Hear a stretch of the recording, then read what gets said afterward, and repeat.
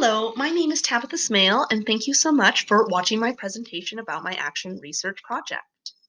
So, the purpose of this study was to look at a popular web based tool, Kahoot, and to investigate using a different mode known as the blind mode. Normally, Kahoot is used for review. However, the blind mode is used for the introduction of new vocabulary. Because this is a tool that is widely used across my district as well in my as my own room, it's very valuable to me to know how students view the use of Kahoot in a different manner. So for introduction instead of review. The research question I was hoping to tackle is what is the language learner's perspectives on using a blind Kahoot for vocabulary introduction? The context of this study was at Troy High School, which is a public high school. In my Spanish 1 class, they are down here in the low to mid novice. This was in their second trimester of the class. This serves 13 students from grades 9 to 11, featuring 6 freshmen, 4 sophomores, and 3 juniors. The web-based tool that we are using, as stated before, is Kahoot.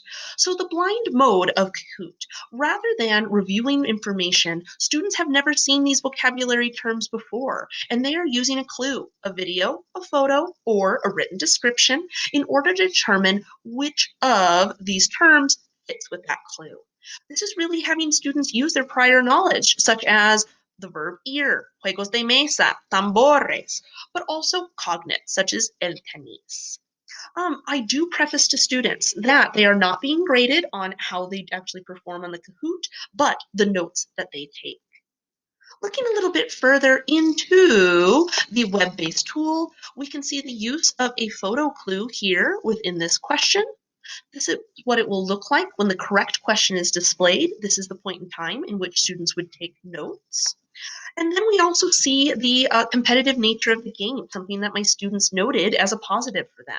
Students are gaining points, they're moving around on the scoreboard, and the top 5 students are displayed.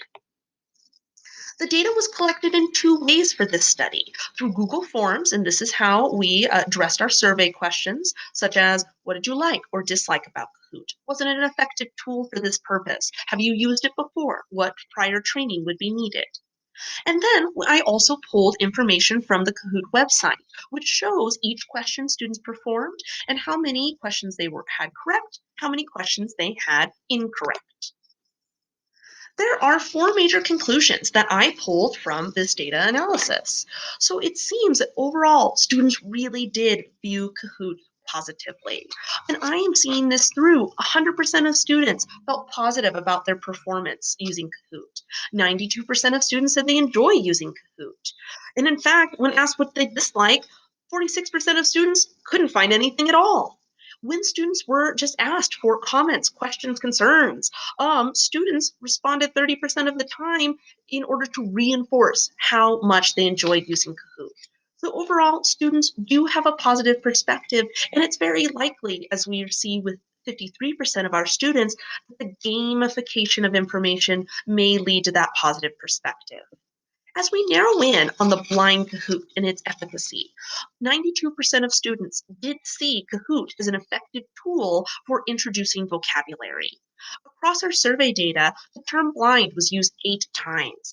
Different terms that I saw associated with the blind Kahoot were fun and helpful. However, it should be noted that 2 students saw the blind mode of Kahoot as the greatest difficulty for using this tool. Another takeaway is going to be the use of photo clues. Students mentioned 10 times across the survey data that the photo clues were helpful for them, and this clearly showed in the data pulled from Kahoot. 91% of the time, students got the answers correct with a photo clue, and this is in comparison to 79% of the time students got the description clues correct. 77% of the time, students got the video clues correct. So we really do see a bias toward those photo clues.